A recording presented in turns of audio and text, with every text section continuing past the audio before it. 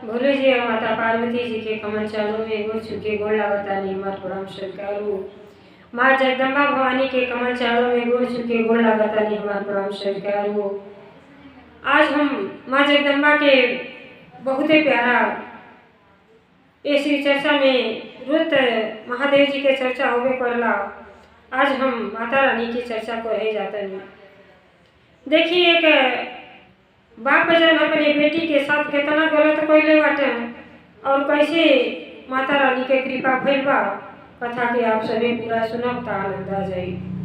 कथा को आधा अधूरा नहीं सुनने के चाहिए, काहे खातिर कि आधा कथा सुनने से माँ पिताजी की अपमान होला और पूरा कथा सभी सुनो आप लोग के ज्ञान भी मिली और कथा के रहस्य में के बारे में पता चली। ये कथा से हमके का सीखे के मिला। तो देखिए एक गुरु बहना बाटी वो जौन है बहुत भक्ति भाव करेली। तो उनका जौन है एक बेटा और एक बेटी बाटो। एगो बेटा एगो बेटी बाना, लेकिन बड़ा बेचारी गरीब बाड़ी। महादेव जी से बहुत धन तो संपदा कुछ ना मांगेली, लेकिन ये मन में श्रद्धा भाव से कहेली कि हे माता रानी ये मनुष्य के शरीर देने वाली है पिताजी, तो हमारे को मन विचलित न होके हम सच्चे दिल से भक्ति करें कि अगला जन्म भी हमारा बन जाए। अब बेचारी अपनी बेटी बेटा के बड़ा प्यार दुलार से पालेली। तो माई बाप के संस्कार बेटी बेटा में जागा। बेटी भी जैसे सियान हो जाती तैसे भक्ति भाव में लीन हो जाती। लेकिन बाप जौन है ना भक्ति भाव प्रेम का चीज होला पूछो ना जाने ना, कब प्रेम से मतलब ना रहेगा। तू बड़ा ऐसा करे ना कहे ना कि आई बड़ा पुजेरी भइल बाड़ी नहीं है में तो भक्ति भाव इतना पड़ा तारी कुछ हो आगे ना भई। ये भक्ति भाव से कुछ होने वाला ना होगा। अब देखा तनी जब बेटी सियान हो गई तो कहने देखा तनी के बियाह ऐसा नहीं भरी करो कि इनके खैलो ठेका न रहे। आ देखी इनके माता रानी के साथे का करेगी। बाप के अभिमान हो गई रहल। बेटी जब नवरात्र व्रत रहे भक्ति भाव करें तो उनके लगे कि हमारी बेटी कटिया सुहानी को के आई हो तो रुपया पैसा लेके आई हो। तो उनके तो जल है सलाम तारा तारी हर चीज नशा पानी करे के मिली। कहाँ से बाप जब रहना न काम के न काज के दुश्मन अनाज की कोनो चीज देना डोलाना खाली अभिमानी रहना। और का कहना जब बेटी से आन भैली बेटी कुछ और ना बोले। अब का कहना बेटी के एक लगा से बियाह कर देना। बेटी कुछ और ना कहली हे भाई आपके कृपा भाव कम से कम आज कोयला की जब राम जी के इतना संकट पड़ा कि 12 वर्ष 14 वर्ष वनवास कटली तो एक दिन सीता मैया के दिन पलटबे करी वैसे हमारे दिन कहीं पलटबे करी जय हमें हमें माई की कृपा हुई। अब जब बियाह करके अपने घर गई तो जब उनकर माई जनता बाटी माई बच्चन से इतना प्रेम करेली इतना कि अपन दुख भुला रहे बेटी की चिंता करे। कहे ये बेटी अरे छोड़ा जाए तो कोढ़िया करे के का सोती बाटू। तू अपने मन पसंद का कहीं भी आ शादी कर लो और कोई के साथ छोड़ दो। लेकिन बेटी तो महादेव बेटी जौन है जब सावन महीना आवे तो महादेव जी के सच्चे दिल से भक्ति भाव करें और नवरात्र आवे तो नवरात्र में सब देवी देवता के आगमन होला। यही दिन पिकनिक के होला। अब वो हमें जवान माता रानी के सच्चे दिल से अपन भक्ति करें दुर्गा पाठ करें और जो भी कुछ मिल जाए वही में अपन गुजारा करें। अब माई कहे कि ऐसा का बेटी कुड़िया के लेके का सोती बाड़ू छोड़ दो। तो देखी माई का कहता है कि काम करोगी कोली के लेके सती बारू छोड़ दो। ये मारे देव कोई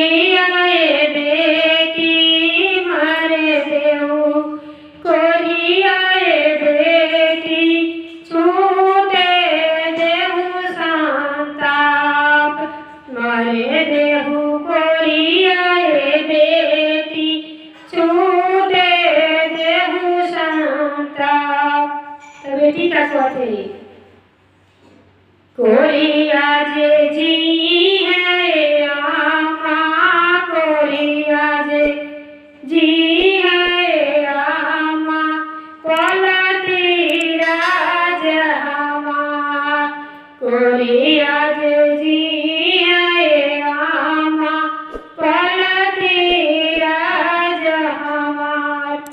बेचारी सुबह मुहूर्त में उठे और अपने पति के शरीर के रोज सफाई करे। सफाई करने के बाद घर द्वार साफ करके माता रानी के नवरात्र में जब अपने ससुरा गई तो रोज सच्चे दिल से माई के भक्ति करे कि हे माई कम से कम हमारा पर दया करी, हमारे पति के सही को दी, ताकि जब बची खुची जिंदगी हम के अच्छा से कट जाओ। और सच्चे दिल से माई की पुकार लगा रहा बारी तो बेचारी अब पति जब ऐसा नहीं है तो पत्नी कहाँ से सब ऐसा आराम मिली। अब बेचारी यहाँ एक घरे उघारे समय पावे कैसो तैयार करके होके चौका बर्तन करा था जब मिला तब ले आवे और पति के अपने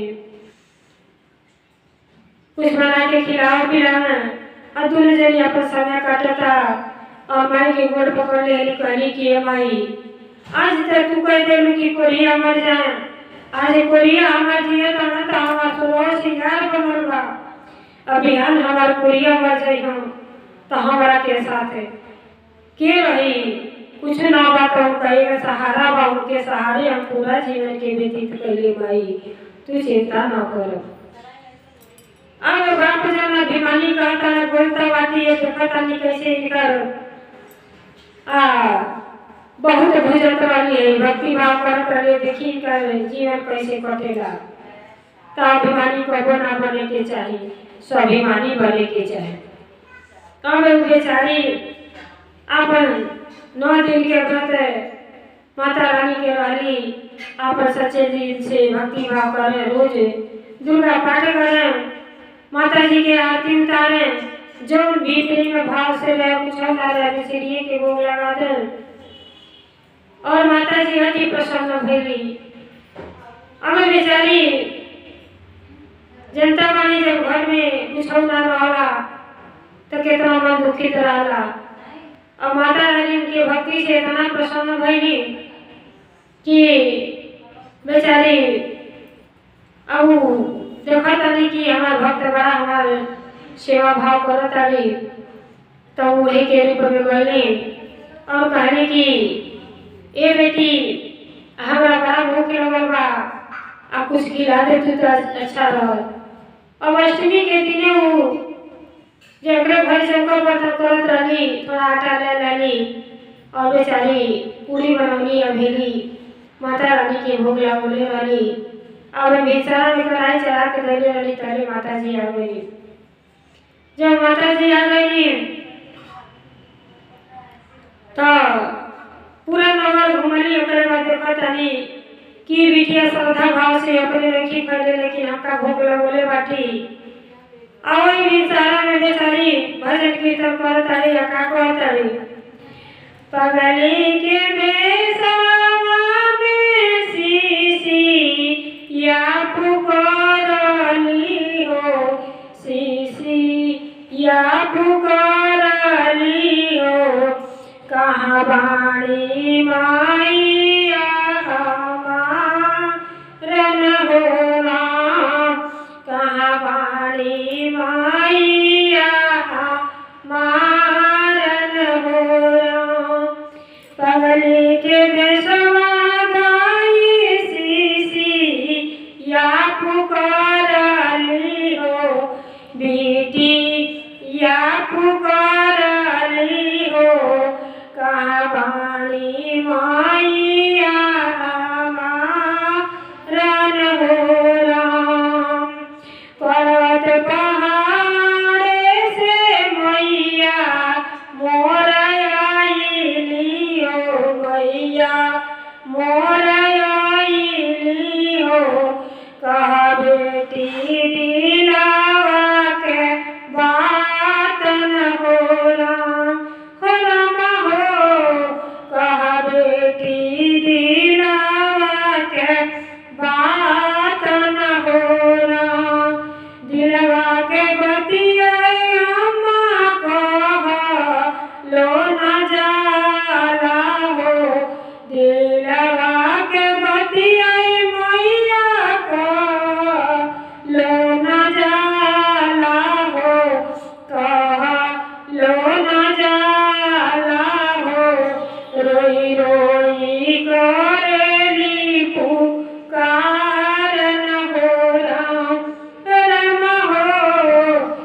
रोई रोई करेली पुकार न हो राम, कि राम हो रोई रोई करेली पुकार न हो राम। दान दौलतिया मैया कुछ होना चाहिए हो, कुछ होना चाहिए हो, कुछ होना चाहिए हो। आज मांगी पति के प्राण हो राम, राम हो आज मांगी पति के शरीर न हो राम। और आज मांगी पति के प्राण न हो राम। आज मांगी 16 सिंगार न हो राम। बुढ़िया के बेसवा में मैया मोर आईली हो, मैया मोर आईली हो। बुढ़िया के बेसवा में मैया मोर आईली हो, मैया मोर आईली हो। सुन लियली हमारो पुकार न हो राम, राम हो सुन लियली हमारो पुकार न हो राम, राम हो दे दियली जीवन वरदान हो राम। तो देखिए, जब हम सच्चे दिल से भक्ति करेला तो महादेव जी और माता जी के जरूर कृपा होला। माता रानी जब रोवत ताड़ी और कहत ताड़ी कि हे माई हमके धन दौलत कुछ ना चाहिए, लेकिन हमरे पति के स्वस्थ कोई दी, कोई रोल जाई पेड़े तब आपकी भक्ति कर जाई और अपन पेट जिया ले जाई, कर्म कोई के अपन पेट जिया ले जाए। लेकिन हमारे पति के अगर हमारे सच्चे दिल से आपके भक्ति कैले बनी तनिको खोट नहीं खो, तो आज जीवन दान में हमारे पति के जीवन दान दे दी, उनका शरीर के शुद्ध कर दी। तो देखी माता जी के दिल में इतना प्रेम होला कि माता जी स्वयं आके और बिटिया के आशीर्वाद देनी। उनके पति जो है निरोग हो गए ना, जब निरोग हो गए ना तो दोनों जनी अति प्रसन्नता भई माता रानी के पैर पकड़ लेनी और माता जी आशीर्वाद दे के चल गई। अब दोनों जनी अपन जब 9 दिन हो गई, पति रात दिन एक कोई के अपन बेचारा जाओ जंगल से लकड़ी काटे के बेच बाच के जो रुपया मिले वही से अपन अपने पत्नी के देख रेख लगल करे और अपन 9 दिन के व्रत रही। 9वें दिन कन्या खिया के माता जी के आशीर्वाद प्राप्त कइलो। आ कन्या ना के जितना भी उतना रह अपने दोनों पर प्राणी ना खा, सारा प्रसाद जितना लूड़ा लंगड़ा कोई जे ना भी मंदिर के किनारे जनता वाले सब लोग भिखारी बैठा रहेला, सबके भोजन करोगी। आ जैसे वो बिटिया के हाथे से सब प्रसाद खाई माता जी के आशीर्वाद से, वो सब प्रसाद जे करे अंदर गई। गूंगा जौन है लड़का बोले लगल, अंधरा के आँख मिल गई और लंगड़ा के पैर मिल गई। ऐसा माता रानी की कृपा हुई। तो भक्ति में बहुत ही शक्ति भाव। आप सभी कहानी खिस्सा से बहुत कुछ ज्ञान मिलेला। मनुष्य के जीवन में अच्छा कर्म करे के चाहिए ताकि अगला जन्म भी समझ जा। ई कर्म को फल तो भुगत ही के पड़ेला। अगला कर्म में जौन क के आयल बाटे के तौनऊ पूजा पाठ तपस्या करबो, लेकिन ओके बिना भोगले आपके जाए के ना बा। अरे अगला जौन बा ओके अपन जीवन के संवारनी। और जैसे माता रानी के उनके ऊपर कृपा भई। अब कुछ दिन के बाद देखिए वो लोग इतना बढ़िया हो गई माता जी के आशीर्वाद से धन धन की कोनो चीज के कमी ना रहल। हर साल भंडारा करें और सब दिन दुखी गरीब के भोजन कराऊं। अब वही में जौन बाप अभिमानी रहना उनकर जौन है माई तो मर गई, चिंता सोचता कि हमार बेटी की कोड़ी से बियाह हो गई और हमार बेटी कैसे हुई हो। आई हर बाप जौन है बिया कर कोनो काम लायक नहीं है, ने दर दर भटकता ना। तब वही मंदिर के दरवाजे पर गया तो देखा था ना कि बेटी सबके भोजन कराते रही। यही बात पूरे गांव में फैल गई कि ये बिटिया जेके भोजन अपने हाथ से करौली, सबके अंधा के आँख मिल गई, कोढ़िया के काया मिल गई, सब स्वस्थ हो गई। तो जब देखा था ना तो ये तो उनका बेटी है।